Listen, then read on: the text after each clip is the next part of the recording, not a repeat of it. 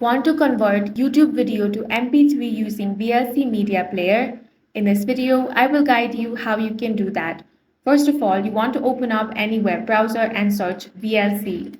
Now click on the official website and click on the Download VLC option. Once the downloading is completed, you want to open up the file. Now follow the on-screen prompts to install VLC Media Player in your device. Once it has been installed, next thing you want to do is open up any web browser and head over to youtube.com. Now click on your profile, then select YouTube Studio. Here on the left-hand side panel, select Content. Now click on the three dots and select the download option for the video that you want to convert. Now, once the video has been saved, you want to launch open VLC Media Player.